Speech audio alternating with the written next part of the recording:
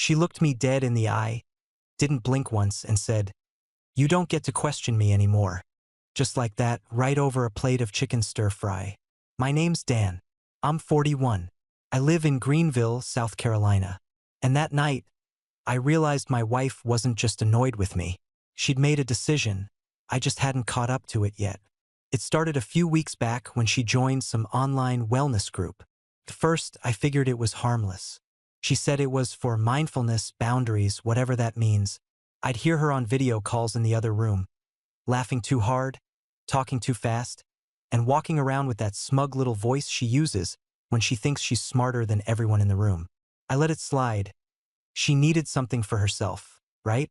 But after every one of those calls, she'd be distant, cold, like I'd said something wrong and couldn't figure out what. Quick note: before we keep going, tell me where you're watching from. What city or country are you in right now? So last Tuesday, I finally asked, just casually, "Hey, why do you always come out of those calls mad at me?" She didn't even deny it. Said the group was helping her realize how unsupported she felt. I asked what that meant, and she rolled her eyes so hard I thought they might stick. "You just don't understand how women support each other," she said. "Not everything is about you, Dan." I told her I'd been supportive. I asked questions because I care, not to control her. That's when she hit me with it. "You questioning me is the problem. You don't get to do that anymore." She went back to eating like nothing happened. Meanwhile, I sat there with my fork halfway to my mouth, trying to figure out what the hell just happened. I didn't raise my voice. I didn't push back. I just looked at her and nodded like I got it, like I was in on whatever new phase she thought she was in. But inside, something flipped. This wasn't about some wellness crap. This wasn't her just needing space. This was her drawing a line, telling me I didn't have a vote in her life anymore. She cleaned up her plate. I stayed sitting. "You want any more?" she asked, like nothing was wrong. I stood up, took my plate to the sink, and said, "No, I'm good." Then I turned off the faucet, dried my hands, and went straight to the bedroom to start figuring out what else she thought I didn't get to question. That same week, Thursday evening, she walked into the living room while I was folding laundry and dropped it like a mic. "I'm going on a wellness retreat next weekend with the group. I already took Friday off." She said it with that same tone she uses when she schedules a hair appointment, like it was a given, like she didn't need my input. I didn't even flinch, just kept folding socks and said, "Sounds personal." She blinked twice. "Excuse me?" I shrugged. "You said I don't get to question you anymore. So hey, sounds personal. Hope it's relaxing." That threw her off. She stood there like she was waiting for a fight that wasn't coming. "You're not upset?" she asked. "It's just a weekend." I didn't say I was upset. I said, real calm, "You're a grown woman, right? You make your own choices." She tilted her head, started poking. "It's not like I'm running off with anyone. It's just the girls. We're staying at a resort outside Asheville. Yoga, wine tasting, journaling, all that self-care stuff." "Cool," I said. "Sounds like something you need." She stared at me for another full minute. "You're acting weird." I smiled. "Nope. I'm just respecting your independence." She didn't like that, but she also didn't know what to do with it. So she grabbed her phone, muttered something about needing to pack, and walked out. I finished folding the laundry, then grabbed my laptop. First, I searched for divorce attorneys in the area. Found one with solid reviews and experience in asset protection. Bookmarked it. Next, I logged into our joint account. Quietly opened a new one in just my name at a different bank. No money moved yet, just getting the pieces in place. By Saturday morning, I was pulling old documents out of the filing cabinet, mortgage papers, car titles, insurance stuff, anything with our names on it. I scanned, labeled, organized everything by year. I didn't say a word to her. Didn't ask where she was going or what time she'd be back. Just let her go about her business like I wasn't even there. Then Friday came. She was up early, all energized like it was Christmas morning, curling her hair, tossing dresses into a suitcase, packing skincare like she was moving into a spa. I watched her pour wine into one of those stainless tumblers and slip it into her purse. You girls gonna drink on the road? I asked. She paused. No, just for the room. I nodded. Don't forget your ring. That one landed. Her hand shot to her finger like she forgot it was bare. Oh, I don't wear it when I travel. I told you that. She hadn't. But I didn't press. Right? I said. Just make good choices. Her lips tightened. You're being passive-aggressive. I shook my head. Nah. Just wishing you the same freedom you asked for. She stood there a second longer, then grabbed her bags and walked out. No kiss. No love you. Just the sound of her heels on the driveway and the car starting up. I watched her pull away from the upstairs window, her little black suitcase in the back seat, her left hand still bare on the steering wheel. Then I opened my laptop again, pulled up that attorney's site, hit request consultation. The second her car turned the corner, I was back on the laptop. I started digging into that wellness group, the one with all the vague empowerment quotes and wine-soaked Zoom calls. I didn't even have to try that hard. Their private Facebook group was closed, sure, but the leader? Real public, real loud. Her name was Marla. Profile picture looked like a filtered headshot from a dating app. Bright blonde hair, duck lips, and a quote under her name. Your peace is worth more than his pride. Her feed was non-stop bitter rants about dead marriages, low-vibe husbands, and setting fire to your old life.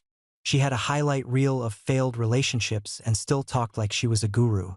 2 ex-husbands, 3 boyfriends in 1 year, and suddenly she's leading women on emotional pilgrimages? I kept scrolling. The real gold was in the comments. Her little fan club, my wife included, chimed in under every post like it was scripture. One woman talked about ghosting her husband mid-vacation after one awakening session. Another shared a selfie with some guy and wrote, "He listens better than my husband ever did." A third bragged about opening a secret account to reclaim her power. I screenshot every single one. Dates, names, faces, especially the ones with my wife's likes and little heart emojis next to them. You could practically smell the entitlement through the screen. This wasn't wellness. This was an online sorority for fed-up housewives convincing each other that accountability was optional. By the time I was done, I had a folder labeled Retreat Receipts, 67 screenshots, couple PDFs, and one cold conclusion. This wasn't a retreat. It was a green light. That night, she got home just after 10. Hair was done, cheeks flushed, smile plastered on like she just got proposed to. No suitcase, just her purse and a bottle of rose in hand. "Hey," she said, walking into the kitchen like nothing had happened. I looked up from the table, coffee in hand. "Long drive." She laughed. "Oh, we didn't actually go yet. We ended up doing one last planning session at Candace's place. It's gonna be amazing, Dan. Exclusive spa, private chefs, sound baths, the works." I nodded. "Sounds expensive." She didn't flinch. "We deserve to spoil ourselves. After everything. Right?" I said, taking a sip. "Self-care." She leaned on the counter like she was still riding some high. "You know what's wild? We found this retreat spot that only takes 8 people per weekend. Total reset. No men, no distractions, just connection." "Must be nice," I said. She laughed again. "Too hard. Too long. You're being weird again. But honestly, I don't care. I finally feel like myself." I looked at her, at the woman who used to ask me if I wanted lemon in my water, who used to rub my shoulder during movies, who used to come home and talk to me instead of texting strangers she met in a Facebook group. Now she was all smiles and red wine and buzzwords. "You're glowing," I said. She beamed. "Exactly. This is what freedom looks like." I nodded slowly, let the silence sit there. Then I took another sip of coffee and thought to myself, you're gonna learn about the cost of freedom real damn soon. She pulled into the driveway Thursday night at 10:30 sharp. Headlights off before she hit the curb. Quiet steps up the porch. Door eased open like she was trying not to wake a baby. Or a husband. Too bad I was wide awake. She walked in smelling like citrus perfume and someone else's soap. Hair brushed out. Lip gloss fresh. And not a wrinkle on her blouse. "Long meeting?" I asked. leaning in the kitchen doorway. She froze for half a second, then smiled like I was stupid. Yeah, client dinner ran late. You know how it goes. What client? She blinked. John's account. We're revamping the marketing, or maybe logistics. It was kind of a mix. Honestly, we talked more strategy than actual work. Right? Strategy. I nodded like it made sense and pulled my phone out of my back pocket. Check this out. Started cleaning out the garage this afternoon. I handed her my phone with a photo of 3 big black bins lined up against the wall. Boxes stacked beside them, labeled in thick Sharpie, old docs, storage, donate. Her eyes narrowed. Wait, what did you throw out? Nothing yet, just getting things organized. We've had junk piling up for years. She scrolled once.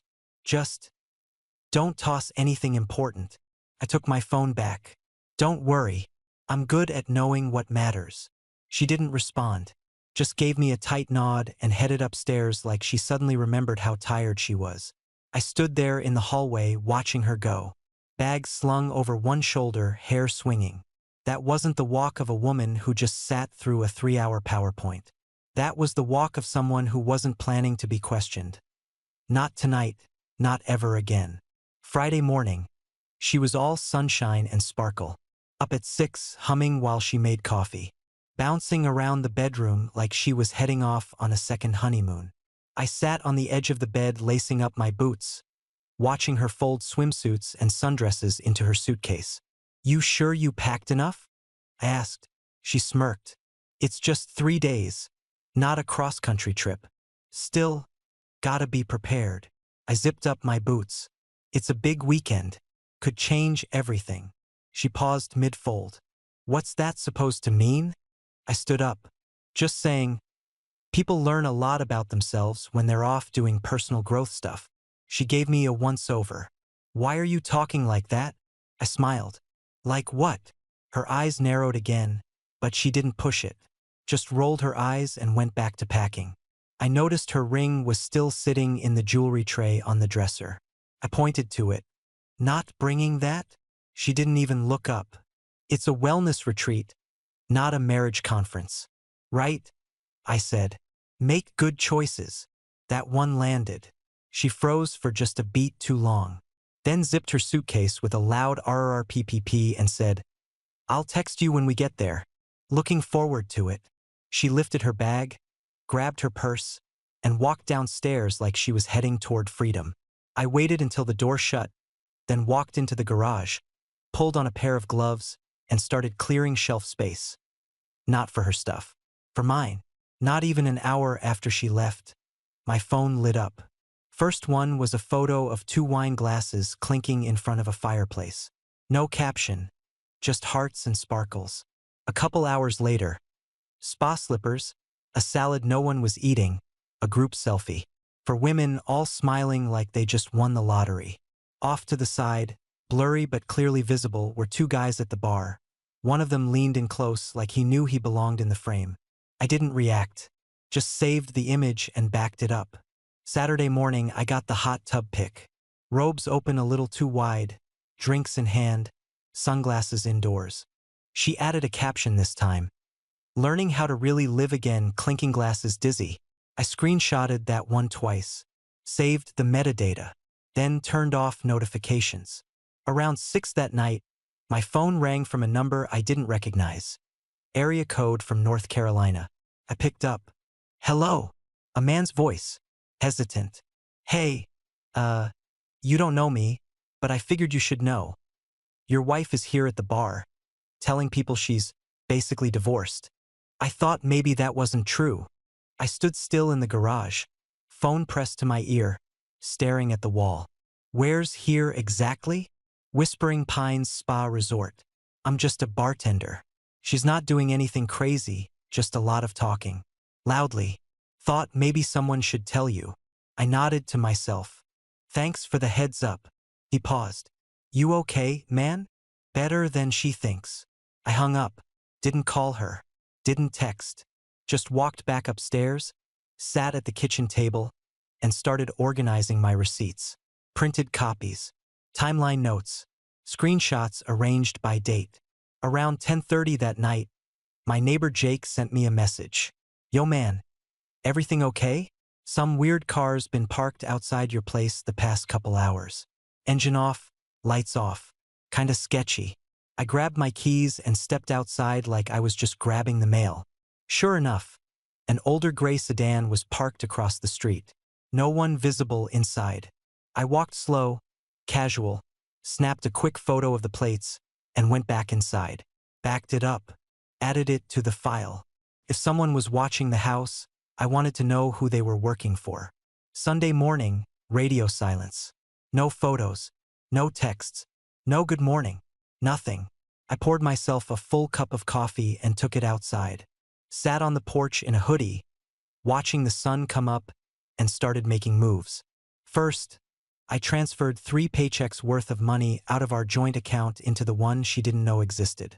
Then I pulled the documents from the safe, social security cards, passports, the copy of our prenup that she thought had gone missing after we moved. By noon, I was packing. Just the essentials, clothes, work gear, documents, toothbrush. Left the rest. I wasn't disappearing. I was making space. Around 1, I sat down at the kitchen table and wrote her a letter. Not a speech. Not a guilt trip. Just the facts. You wanted space. You wanted freedom. You wanted a life without questions. This is that life. No fights. No drama. Just choices. You made yours. I'm making mine. I signed my name and slid my wedding ring into the envelope with it. Sealed it. Left it dead center on the kitchen table. Then I took one last look around the house. Not with sadness, just inventory. Fridge humming. Lights off. Her throw blanket still bunched up on the couch. A wine glass by the sink. One heel under the coffee table. I walked out without touching any of it. Locked the door behind me and drove straight to my brother's place. She wanted to explore her independence? Fine. She could unpack it when she got home. I was unpacking my duffel bag in my brother's spare room. Window cracked open, mattress still wrapped in plastic, when my phone finally rang. 3:06 p.m. Her name popped up like nothing had happened. I let it buzz once, twice, then answered. Hey babe, she said, bright and breezy. Just got out of a yoga thing. Sorry I went MIA. No signal on the trails. Yeah, I said. Figured you were busy. She laughed. Busy being zen. You should have seen this view, Dan. I swear it's changed my whole mindset. I leaned against the window frame. That so? Yeah, I've been doing a lot of thinking. About life. About energy. About what I want. She said it like she was floating on a cloud. Like I was just some dude who'd asked how her weekend was going. Well, I said, keeping my tone flat, I've been doing some thinking too. She paused. Okay, about what? My future. There was a beat of silence. Just one. But it landed. Wait, what does that mean? It means I'm not where I was a few days ago. Things feel different now. Her voice changed. Still light, but with an edge of curiosity. Are you mad at me? No, I said. I'm just clear. She tried to laugh it off. Okay, Buddha, you're being weird again. I'll let you get back to your retreat, I said. Enjoy the rest of it. Dan, wait, are you home?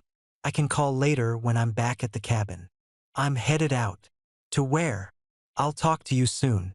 I hung up before she could ask anything else. Didn't yell. Didn't explain. Just ended it. 15 minutes later, I was back at the house. Place was quiet, still smelled like her lotion. I walked straight into the kitchen and set the envelope exactly where it needed to be. Center of the table. Letter inside. Ring on top. I turned off the lights. Locked the door behind me. Didn't look back. By 5 o'clock, I was back at my brother's place making final arrangements with the attorney. He'd already pulled everything I sent him. We set a meeting for Monday morning.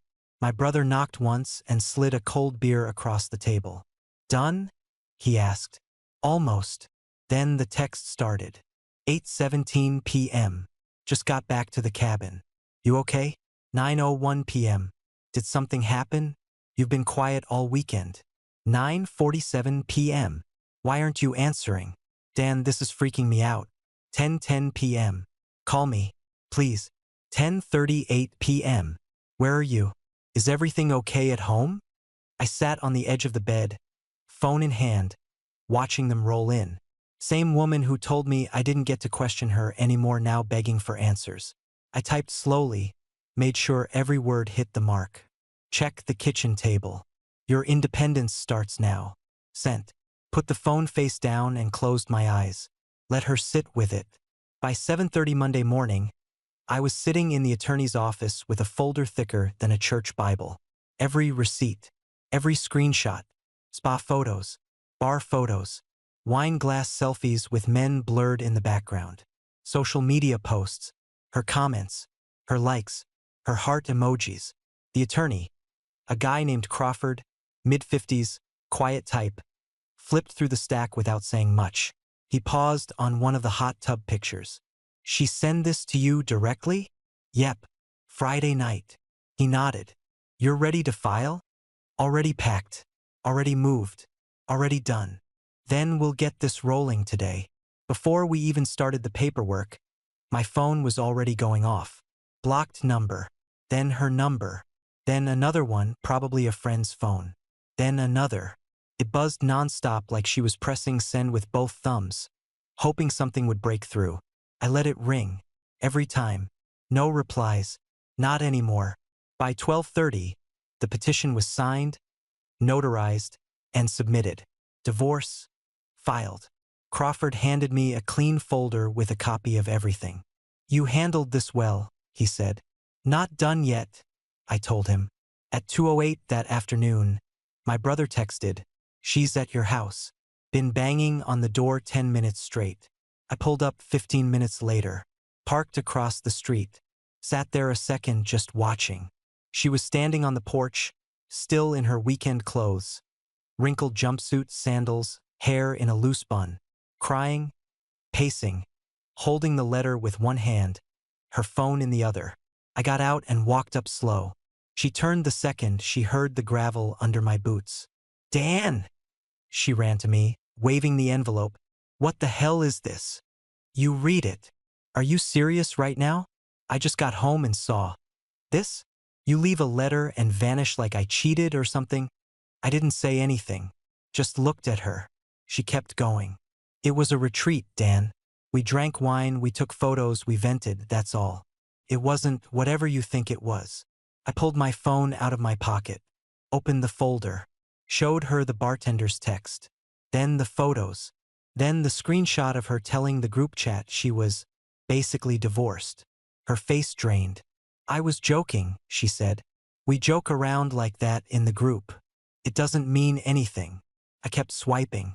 The hot tub shot, the wine glasses, the background faces.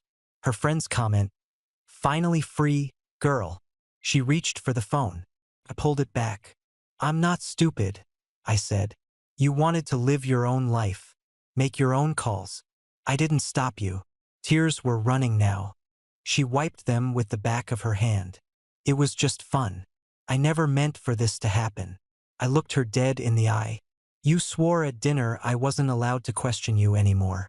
You joined a group of women who treat their marriages like leases. You told people you were basically divorced before I even moved out. That was the wine talking, Dan.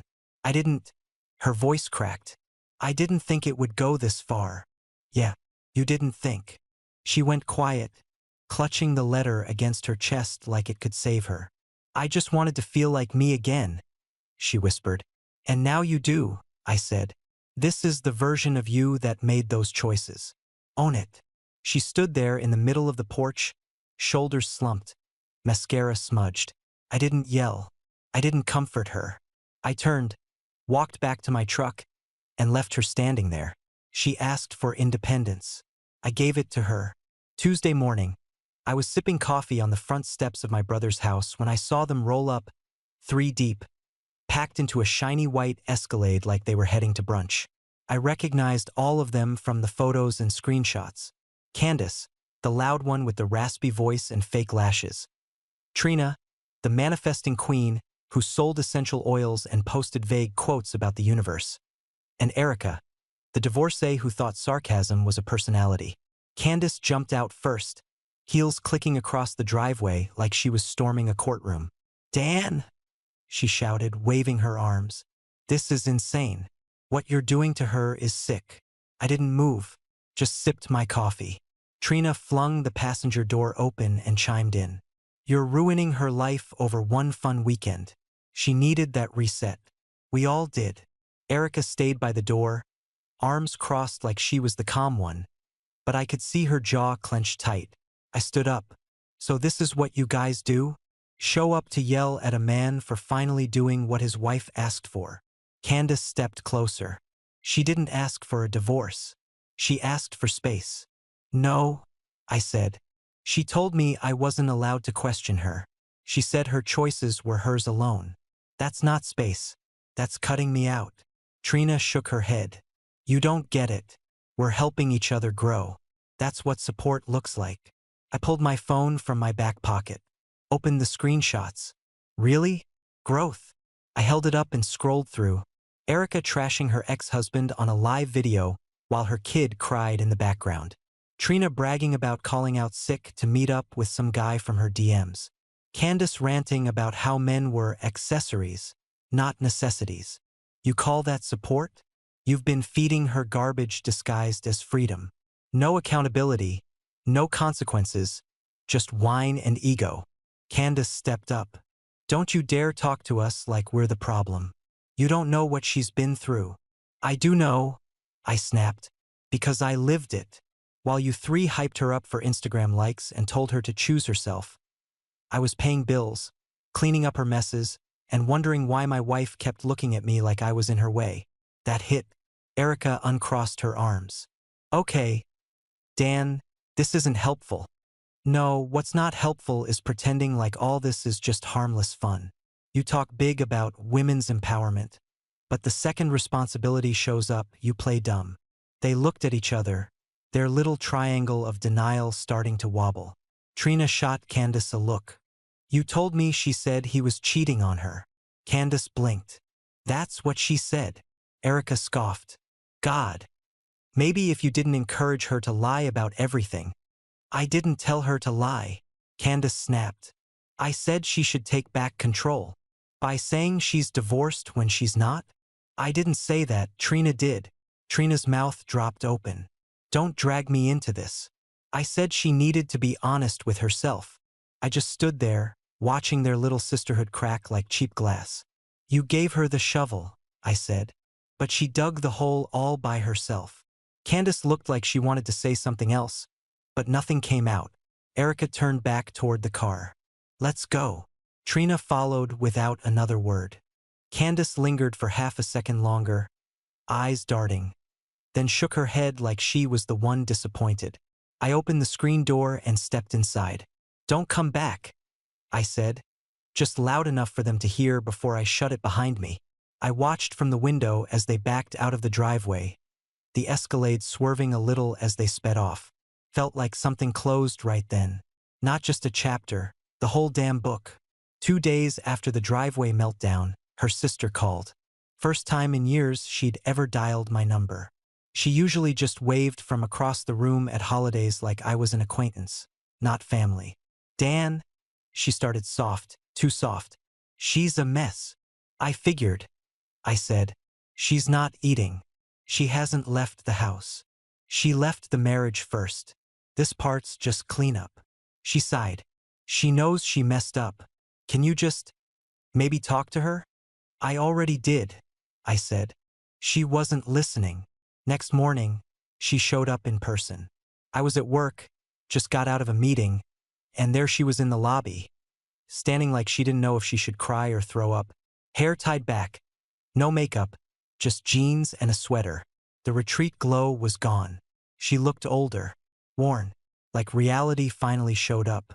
My assistant looked at me with a raised eyebrow. I gave her a nod. "It's okay. I'll take it in here."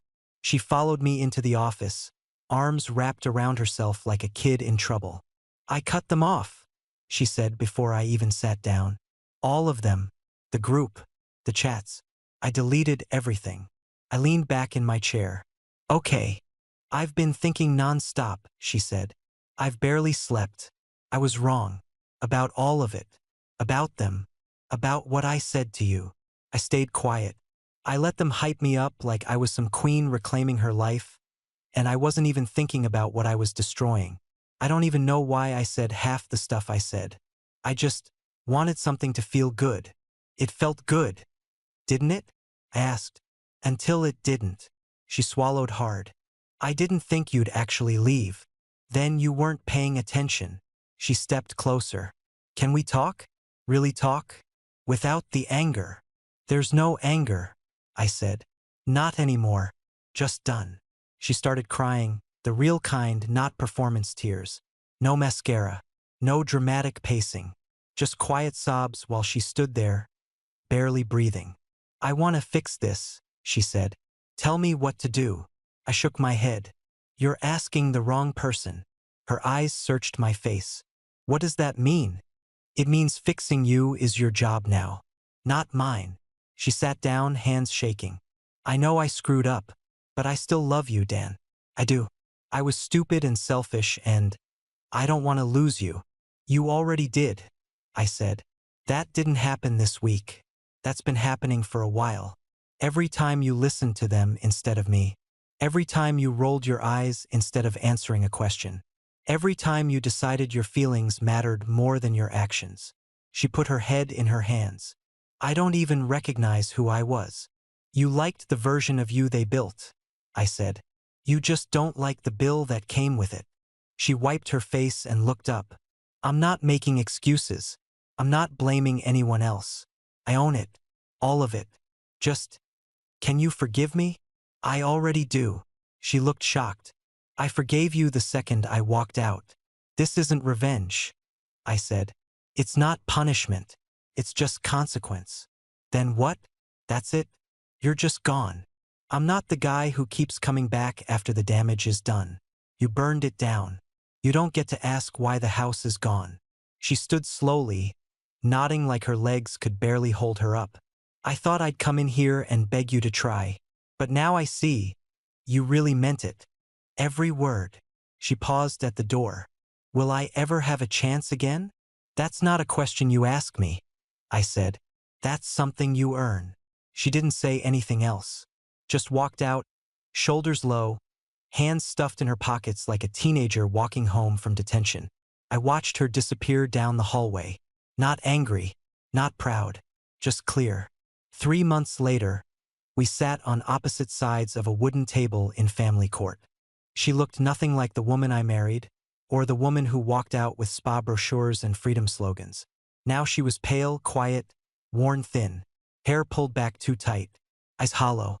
Her lawyer did most of the talking. Mine just nodded, papers in hand, calm and ready.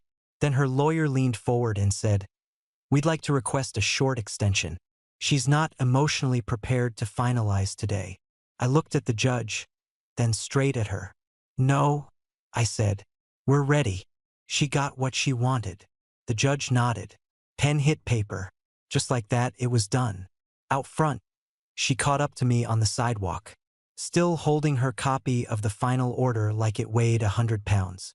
She stepped in front of me. Can I ask one thing? I stopped walking.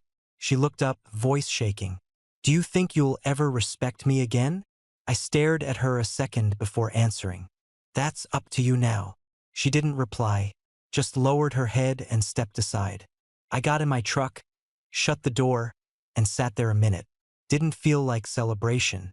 Didn't feel like grief either. Just quiet. I drove back to my brother's place, still my place for now. Took off my shoes, made coffee, sat on the back porch while the sun started to dip behind the trees. There was no yelling, no chaos, no drama, just peace. And peace is louder than any apology. I didn't leave her over a weekend trip or some hot tub photos. I left because she turned our marriage into a maybe. Like I was something optional. Like commitment was a burden and self-love meant walking all over someone else. Now she's free, just like she asked. And me? I'm finally free too, from being treated like the one thing standing in the way of her happiness.